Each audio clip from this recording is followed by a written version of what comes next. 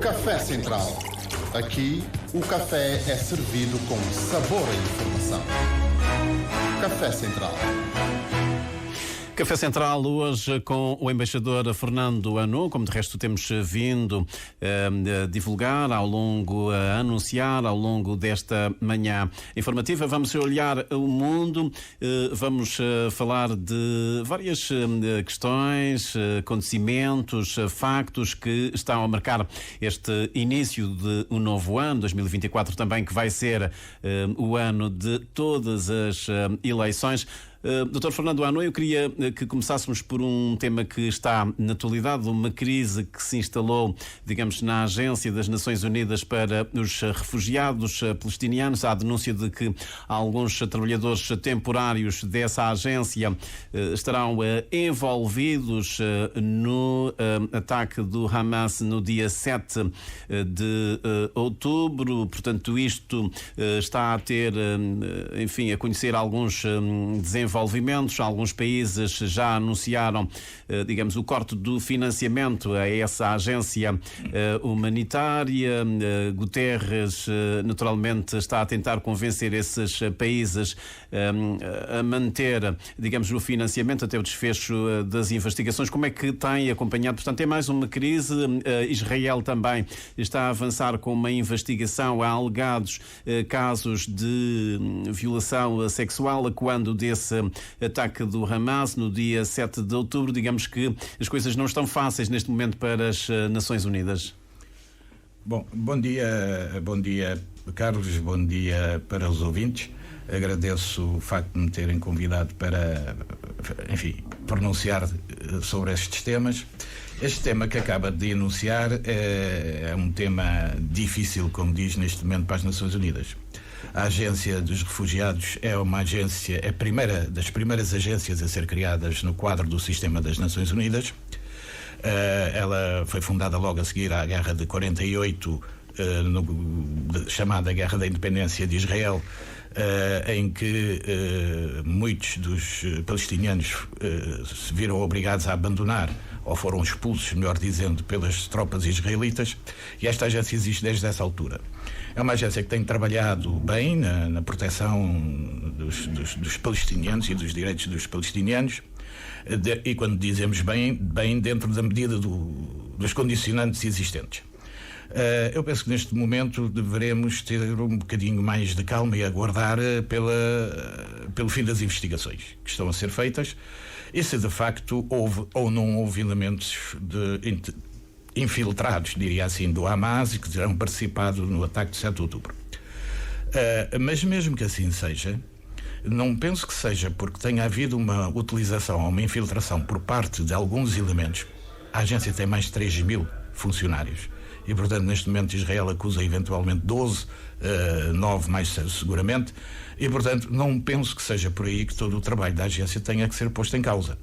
E penso que nestas coisas a ponderação e um bocadinho de lucidez poderão ajudar a resolver o problema de fundo, porque o problema de fundo é o problema da situação dos palestinianos na faixa de Gaza neste momento.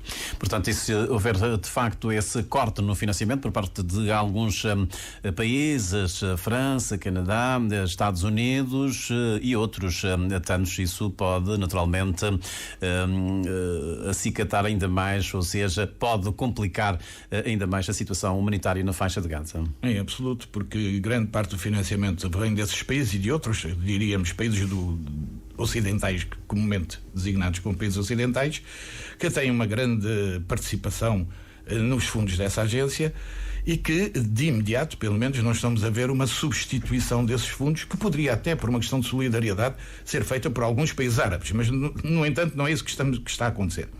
Mas a questão da solidariedade existente, que fez com que esses países sempre tenham financiado a agência, não deve ser colocada em causa por esta questão de uma eventual, porque ainda estamos a falar de eventual infiltração de uns quantos elementos do Hamas no sistema das Nações Unidas, no caso no sistema da agência. Entretanto, António Guterres também está a ser muito criticado o facto de se ter pronunciado muito tardiamente, vários dias depois, muitos dias depois, digamos, do conhecimento desse facto, dessa alegada participação de trabalhadores dessa agência nos ataques e também essas denúncias de violação sexual nesse momento, nesse atentado, digamos, perpetrado pelo Hamas. Sim, eu penso que a questão é séria demais para poder ser sujeita a comentários ou decisões precipitadas. Portanto, o secretário-geral está em Nova Iorque, há toda uma investigação que deve ser feita e, como secretário-geral das Nações Unidas, tem a obrigação de ser ponderado nas suas análises e nos seus comentários. E, portanto, nós já estamos habituados que Israel, ultimamente, tem-se dedicado a toda a gente que é um pouco... eu diria que não alinha 100% com a posição de Israel, ser considerada, enfim, quase que persona não grata, não é? Aliás, esta história com o Guterres não é a primeira vez que há esta confrontação entre Israel e o secretário-geral das Nações Unidas.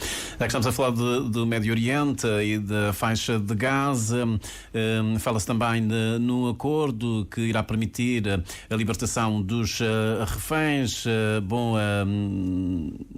Netanyahu já veio dizer que não aceita trocar, digamos, terroristas por reféns. Ainda não se sabe também se o Hamas vai aceitar esse acordo. Portanto, tem mais uma peça nesse conflito que se está a alastrar por essa região. Sim, isso eventualmente fará parte do pacote da negociação para um cessar-fogo que, enfim, gostaríamos todos que fosse definitivo, mas que pode ser por uns dias. E Netanyahu tem esta posição, enfim, que não é de estranhar, porque a extrema-direita israelita tem tido posições extremistas, diria, e Netanyahu está cercado e, no fundo, a gente sabe que tem graves problemas de política interna e, portanto, isto é mais uma forma de protelar, em certa medida, a sua estadia no poder e, ao mesmo tempo, reafirmar e ficar também com esta ala que o apoia. Bom, isto começou com o ataque do Hamas de 7 de outubro, depois essa resposta por parte de Israel, mas entretanto já há outros países também, limítrofes próximos, que praticamente estão envolvidos nesse conflito. Portanto, há aqui uma escalada e isso pode contagiar naturalmente toda essa região. Naturalmente, desde sempre, enfim, nós sabemos que o Hezbollah, portanto, que está no sul do Líbano e controla grande parte do Líbano e do governo libanês, inimigo tradicional que não de Israel, e, portanto, o Hezbollah seria logo, e tem sido, e tem havido bombardeamentos no norte de Israel praticados e retaliações também por parte de Israel. Tem havido uma tentativa dos Estados Unidos, até agora com sucesso, de contenção na região. Mas é verdade que nós começamos a ver uma série de outros pontos que surgem de instabilidade, como é o caso do Mar Vermelho, dos Houthis, como é o caso do papel do Irão desde sempre em todo este processo, explorando um bocadinho esta questão religiosa entre os xiitas e os sunitas, e, naturalmente, tudo o que tem a ver contra Israel que tem acontecido e que Israel, enfim, não tem feito para que se possa instalar na região um clima diferente do atual. A dificuldade para todos é, de facto, se vamos conseguir, se a comunidade internacional no seu todo irá ou não conseguir manter, ou diria, ter esta contenção para que o conflito não alastre. Veremos o que vai acontecer. Mas, Dr. Fernando Arnaud, o que é que pretende de facto Israel? Portanto, não é só punir, digamos, o Hamas. Já ouvimos também declarações de Benjamin Netanyahu de que quer, digamos, extirpar, eliminar de uma vez por todas o Hamas. Também já houve declarações de ministros do governo de Israel a dizer que vão expandir, digamos, os colonatos para a faixa de Gaza. Portanto, são comentários e declarações que já foram rejeitadas pelos Estados Unidos da América. No fundo, o que é que pretende Israel e quando é que isto vai acabar? Se é que acaba um dia? Bom, a verdade é que nós não sabemos o que é que pretende Israel. Até Israel não foi claro em relação ao que é que vai acontecer ao pós-conflito, diria assim. Após o cessar-fogo, o que é que vai acontecer? Várias hipóteses seriam possíveis. A ocupação da faixa de Gaza, como já esteve durante vários anos, não me parece que seja uma grande solução, porque Israel acabou por abandonar essa solução e, portanto, não vejo como a vai fazer. Poderá o território ficar sobre, eventualmente, uma administração a ser combinada entre outros Estados? É uma possibilidade. É uma possibilidade de haver apenas uma ocupação militar e o resto da administração civil de faixa de Gaza continuar. Há um problema com a autoridade palestiniana resolver isto, porque, de facto, quem ganhou as eleições na faixa de Gaza foi o Hamas, que não corresponde à linha da autoridade palestiniana, que terá ganho as eleições há algum tempo. Esta situação também não é fácil para a autoridade palestiniana, que está a ser vista por muitos dos palestinianos como uma entidade quase que colaborante em muitas das questões e acusada de muita corrupção. Também não tem havido eleições. E, portanto, é um cenário que não facilita muito a administração dos territórios enquanto si. A solução final, de momento, em cima da mesa, continua a ser sempre a solução das Nações Unidas. A existência de dois Estados, o Estado palestiniano e o Estado israelita. O que não é fácil de fazer neste momento, principalmente enquanto a direita mantiver estas posições extremistas em Israel. É uma possibilidade, uma administração, porque mesmo a própria Cisjordânia, que tem a administração palestina, acontece que é dividida em zonas A, B e C, sendo que a zona A tem a administração civil e militar da Palestina, a zona B já só tem a administração civil, porque a militar é de Israel, e a zona C tem quase que um controle total, que é onde estão os colonados, de Israel. E, portanto, isto já não é uma situação fácil. De modo que dizer exatamente Israel, nesse momento, fez declarações recusando a questão dos dois Estados, de modo que é um imbróglio, é uma situação muito difícil de encontrar uma solução, até porque o conflito se arrasta desde 48, para não dizer antes, e portanto, neste momento, tudo vai depender de muitas negociações que terão de ser feitas, mas dificilmente qualquer observador poderá apontar um caminho neste momento como certo.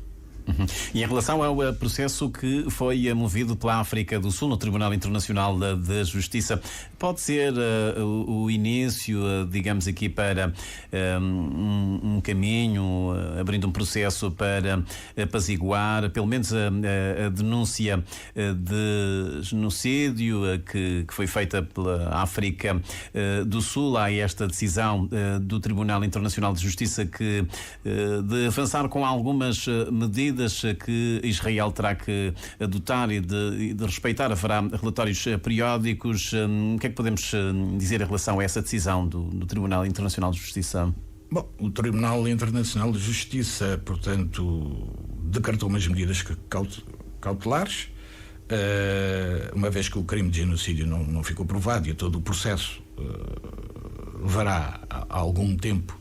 Portanto, ainda não é o cerne da questão, não, o mérito digamos, ainda da questão, não é. Mas é plausibilidade exatamente. É plausibilidade e, como tal, o Tribunal decreta X medidas, digamos, cautelares, como a necessidade de facto, evitar um genocídio, ou seja, se ele ainda não aconteceu, que o evite, através portanto, de uma ajuda humanitária mais consistente, o facto de deixar haver a entrada de bens humanitários no país, na faixa de Gaza, propriamente, o facto de se abster de declarações essas, de facto, apontam uma vontade de criar um genocídio, porque quando há um ministro que diz que larga uma bomba atómica do lado de lá, é uma afirmação perfeitamente irresponsável, mas que não pode deixar de ser tomada em consideração. Também de manter as pistas, portanto, não apagar provas eventuais e de apresentar um relatório sobre estas questões. A África do Sul pretendia, assim, um cessar-fogo. Esta era, de facto, a questão de fundo. Uma vez que o conflito continua, vamos ver então se Israel vai aceitar ou não a decisão do Tribunal e, portanto, o Tribunal, se decretar um cessar-fogo enquanto medida cautelar, as hostilidades parariam e, portanto, haveria a possibilidade de socorrer e de apoiar mais os palestinianos da faixa de Gaza. não foi isto. De qualquer maneira, Israel tem algumas obrigações que decorrem desta decisão e, portanto, vamos ver agora se, de facto, Israel, que tem sempre defendido atuar de acordo com o direito internacional e que genocídio é uma palavra que não pode ser aplicada, celebra e faz sempre referência ao seu holocausto e, portanto, não faria a mesma coisa. E, portanto, vamos ver se vai acatar ou não vai acatar a decisão do Tribunal. E se não acatar, se não respeitar, digamos, essas obrigações, não pôr em prática essas medidas, que consequências é que isso terá? Consequências práticas? Quem é que atua aqui em termos de sanções? Bom, vamos ver. O direito normalmente... O Conselho de Segurança, se calhar, não é? Das Nações Unidas. O direito, diziam os romanos, só é perfeito quando tem previsão, estatuição e sanção. Ou estatuição, previsão e sanção. No caso do direito internacional, a sanção não existe. Daí alguns dizerem que era um direito imperfeito. Agora, a verdade é que nos termos da Carta das Nações Unidas, o Conselho de Segurança pode, de facto, decretar as sanções que assim entender. Mas vamos à realidade e à prática existente. É que há países que têm direito de veto. E portanto, nestas situações, provavelmente poderá não acontecer nada. Poderá não acontecer nada, a não ser a condenação de toda a comunidade internacional, ou de parte da comunidade internacional, sobre o que está a acontecer em Israel. Terá sempre consequências. Dizer que não tem consequências, não penso que seja verdade, vai ter consequências. Podem não ser aquelas que nós gostaríamos no imediato. Muito bem, podíamos continuar a falar sobre este tema, mas temos outros tópicos. Há um outro conflito, a guerra na Ucrânia vai fazer agora 2 anos, salvo erro, não é? Deste conflito. Não tem havido no terreno grandes avanços militares, quer de um lado, quer de outro. O que está a acontecer agora é um resfriamento em termos dos apoios financeiros. Aliás, a União Europeia tinha que desembolsar 20 milhões de euros. Pelos vistos vai para já avançar com 5 milhões. Também nos Estados Unidos há essa dificuldade em aprovar mais financiamentos para a Ucrânia. Isto, naturalmente, como dizia o chefe da diplomacia da União Europeia, se a Rússia ganhar a guerra, a segurança europeia fica, digamos, comprometida. Eventualmente, essa é a posição da União Europeia. Seja como for, olhando para o conflito, como dizem muito bem, há um certo esfriamento no terreno. Esfriamento também por causa do inverno, eventualmente. Claro. Mas a verdade é que a Ucrânia, para se continuar em conflito, precisa deste apoio inequívoco e massivo da parte ocidental, da Europa e dos Estados Unidos.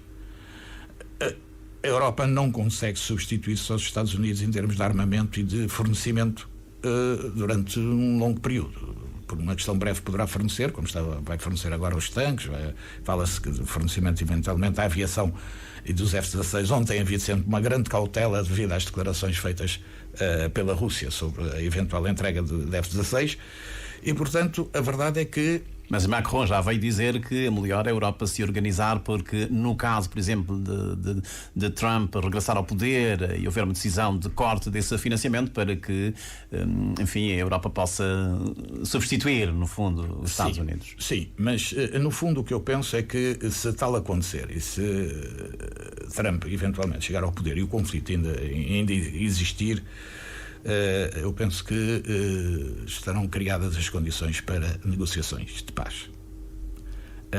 Coisa que ninguém quer falar neste momento, não é conveniente, é impertinente falar disso, mas a verdade é que depois do conflito entra a diplomacia e, portanto, eu acredito que com a situação no terreno, não havendo mais evolução e sendo certo que a Rússia tem todo um outro poder militar, que é o militar, e quando digo militar, quer de armas, quer de homens, nomeadamente, que a Ucrânia não tem.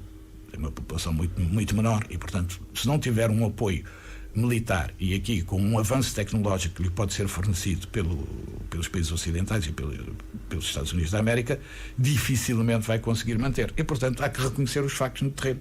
E, portanto, se calhar começam a estar criadas condições para um início eventual de negociações de paz. Vamos ter também eleições na Rússia. É expectável que Putin ganhe as eleições, mas agora há um candidato surpresa. Sim, mas não acredito muito numa surpresa. No caso, vai haver eleições em vários países, também vai haver nos Estados Unidos, não é? Muito bem. Já que estamos a falar de eleições, como disse, 2024, muitas eleições, é o ano de todas as eleições. O quê? Estamos a falar de mais de 50... Mais de 50% da população mundial tem eleições este ano. E isto pode significar também aqui há algum risco do avanço da extrema-direita em muitos países, ou a democracia está blindada? A democracia nunca está blindada, na minha opinião. A democracia é um processo e, portanto, nunca está blindada. E está ameaçada, como dizem, em muitos países, nomeadamente na Europa, relativamente aos avanços feitos pela extrema-direita e pelo próprio cenário nos Estados Unidos, que não é um cenário, enfim, muito amigo da democracia. Portanto, Estados Unidos, que eleições é que o Dr. Fernando Anu acha que devíamos prestar mais atenção? Sim, os Estados Unidos, aliás, há quem diga que nós, todo mundo, todos os cidadãos do mundo deviam votar nas eleições dos Estados Unidos pelas implicações que têm, um pouco por todo o mundo. Sim, seguramente essas serão talvez as eleições mais importantes pela influência que os Estados Unidos têm no mundo e pelos reflexos que podem surgir dessa eleição para o resto do mundo. Mas fora isso, as eleições são sempre importantes para cada um dos países que têm eleições e para os cidadãos desses países. Daí que eu penso que, além da Rússia, que, enfim, não espero uma grande alteração, temos os Estados Unidos, que de facto são umas eleições importantes. Temos eleições menos importantes, como da Venezuela, por exemplo, mas temos eleições no México, em que provavelmente, embora não saiba ainda o desfecho que pode haver, mas as eleições têm uma garantia que os dois melhores candidatos são duas senhoras e, portanto, vamos ter uma presidente do México, uma presidente. Penso que ainda a grande democracia que é a Índia vai ter eleições, mas não é de esperar uma mudança do governo. Temos a Indonésia, que tem eleições, outro país, o Paquistão, de modo que são países muito importantes. E aqui na nossa sub-região vamos ter o Togo, e haverá Ruanda e etc. Há outros países africanos também que têm eleições. E, portanto, para assinalar, de facto, que é um ano de eleições e que pode haver algumas mudanças, embora, de uma forma geral, o mundo vai ficar um bocadinho suspenso desta reprise entre Trump e Biden. Muito bem. Bom, e já que falou também do continente africano, Burkina Faso, Mali, Níger, países governados por juntas militares não reconhecidas internacionalmente, decidiram retirar os seus países com efeitos imediatos da Comunidade Económica dos Estados da África Ocidental. Mas o Tratado da CEDEAO estabelece um prazo de 1 ano para se comunicar, digamos, essa intenção de se retirar da organização. Verdade. Isso é facto. O artigo 91, número 1 do Tratado diz que o Estado deve notificar a Comissão da sua intenção de retirar, Comissão que informará os restantes Estados-membros e toma efeito 1 ano depois da recepção dessa informação. Todavia, entendem os dirigentes desses países que a sua saída é imediata. Vamos a ver o que é que eles querem dizer com isso. Se vão ficar de acordo com o que está escrito, de acordo com o tratado, ou se de facto vão, digamos que, violar esta posição para manter de facto a grande posição, a decisão tomada pelos 3 países.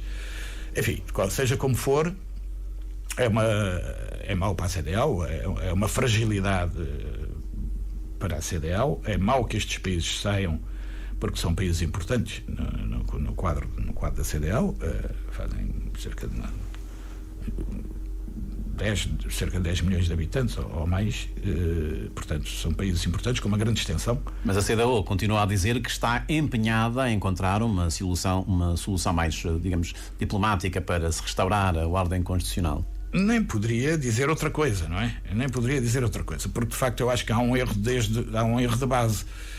Tudo isto se espoleta muito mais. Mas já se aventou uma intervenção militar, acho que foi no Mali ou no Níger. No Níger. Pronto, esta é a questão que eu queria referir. De facto, acho que a decisão tomada pela CEDEAO de fazer uma ação militar parece-me ser exagerada. tínhamos também que mandar tropas para lá já agora. Não, Cabo Verde não faz parte do Pacto de Defesa e Guedes argumentou nesse sentido. Mas é exagerado, porque em todo lado a gente começa por conversações e vai estabelecendo patamares. A própria Carta das Nações Unidas. Aliás, eu acho que há aqui também um certo exagero da posição da CDAO nestas condições, porque a CDAO é essencialmente uma organização de natureza de cariz económico e de integração económica. Portanto, é verdade que também tem por obrigação defender a democracia. É um dos temas. Mas não é o âmago da sua ação. Temos a União Africana, que tem um conceito de segurança também. E, de facto, a única grande organização que tem possibilidades de analisar a paz e a segurança são as Nações Unidas. Nós não temos que andar aqui a multiplicar uma série de instâncias, que eu não percebo muito bem esta tendência que nós vemos em África, de multiplicar instâncias, porque multiplicar instâncias, é certo, dá emprego a alguns africanos, bem pagos normalmente, mas custa dinheiro aos orçamentos de cada Estado. E, portanto, esta duplicação ou multiplicação, muitas vezes não penso que seja... aliás, penso que deve ser algo que deve ser ponderado, deve ser refletido. Mas a CDAO fica aqui numa situação, digamos, melindrosa, uma espécie de preso por ter cão, preso por não ter. Às vezes há situações, reclama-se enfim, da ausência da CDAO, e quando a CDAO intervém...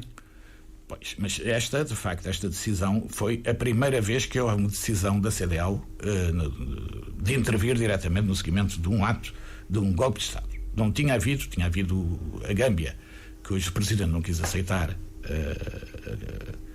os resultados. Tivemos a Força de Manutenção na Guiné-Bissau nos últimos tempos. Nos princípios ainda, a ECOMOG, de facto, que era o braço armado, essencialmente liderado pela Nigéria, foi de facto, diria, nessa primeira fase da CDAO, digamos que a CDAO se limitou a missões de dita manutenção de paz. Enfim, vamos chamar-lhe assim. Mas a verdade é que economicamente a CDAO não faz os avanços que são previstos. E a CDAO é bastante branda, por exemplo, em relação à Guiné-Bissau. Pois, isto aqui é uma questão de saber se não foram 2 pesos, 2 medidas, não é? Porque a questão da Guiné-Bissau não penso que tenha sido devidamente... Também se trata de um golpe de Estado palaciano, se assim quisermos. Mas, de facto, não é uma situação de promoção da democracia, e a CDAO também não interviu nesse sentido. Portanto, acho que aqui a grande dificuldade da CDAO é ter procurado agir de uma forma um bocadinho desproporcionada em relação ao Níger, o que, enfim, devido às dificuldades já comprovadas no Mali e no Burkina, acabaram por dar esta aliança entre estes 3 Estados. E temos que estar atentos a outra questão. A grande questão que tem sido divulgada nestes 3 Estados é que a CDAO está ao serviço do dito imperialismo francês e, eventualmente, americano. E há uma crescente influência da Rússia nestes 3 países. Há também uma degradação das relações diplomáticas entre o Mali e a Argélia, que passou muito despercebido. Terá eventualmente criado uma janela de oportunidade para Marrocos, que teve uma reunião em finais do ano passado, nos últimos dias do ano, com os 3 ministros dos negócios estrangeiros destes países, sobre uma possibilidade de criação de uma saída para o mar via Marrocos. Ou seja, em vez de saírem para o Golfo, poderem eventualmente transitar os bens, etc., para o mar, para a costa atlântica. E, portanto, isto tudo tem um pouco a ver com a geopolítica na região. Aliás, a questão do Níger é a partida também nestas coisas das tropas francesas, e que não foram só os franceses. Não sabemos muito bem o que é que acontece em relação às tropas americanas no Níger, que é a maior base de drones dos Estados Unidos da América na região, para conter o islamismo, mas também, devido à instabilidade, pode ser difícil manterem ainda essas tropas em operação no deserto para securizar a região. Veremos, a CDAO fica fragilizada, e, enfim, eu penso que deve insistir de facto em procurar trazer os países e não ser tão radical na tomada de posições, porque o que é que está a aparecer à imagem da opinião pública destes países? Que os chefes de Estado, para não lhes acontecer a mesma coisa, Porque, de facto, há a juventude, e muita gente tem posto o acento nisto, a juventude africana está em crescendo descontente com os seus governantes. Muito bem, Dr. Fernando Ano, só este tema dar-nos-ia aqui um programa inteiro mas eu queria agradecer-lhe a sua disponibilidade. Nós sobrevoamos vários temas internacionais, desde as eleições que irão acontecer, falamos também do Médio Oriente, na guerra na Ucrânia, enfim, várias questões. Agradeço-lhe a sua disponibilidade, a análise e os comentários que fez e, como eu lhe disse, agora os convites vão ser mais frequentes para vir aqui ao nosso espaço Café Central. Obrigado pela disponibilidade. Obrigado, disponha sempre, faço com gosto.